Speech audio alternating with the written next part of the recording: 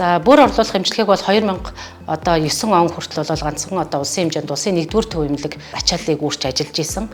За манай бүсийн онцлогын эмчилгээний төв бол 2009 онд хөдөө орон нутагт анх удаа улсад бол 2-дугаарт ингэж бүр орлуулах эмчилгээ тусламж үйлчилгээг үзүүлж гисэн байдаг. Бид нар 2009 онд 2 аппараттай эхлээд за бөөрийн архаг дутагдaltaй хүмүүсийн тоо жилээс жилд нэмэгдээд за энэ төрлийн тусламж үйлчилгээ авах иргэдийн хүлээгдэл бол үүсэж эхэлсэн.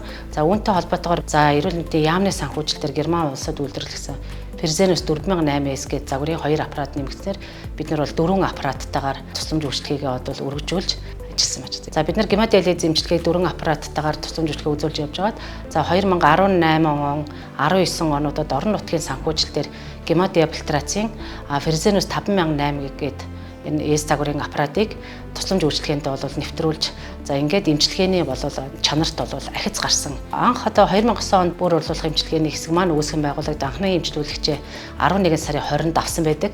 За энэ өдрөөс хойш 2026 оны 2 сарын 1 хүртэл бид нар бол нийтдээ 827 бөөрийн архаг болон цочмог дутагдaltaй эмчилүүлэгчдэд 48894 удаагийн эмчилгээг амжилттай хийж за энэ эмчилгээг орон нутагтаа ингэж нутагшуулж чадсан.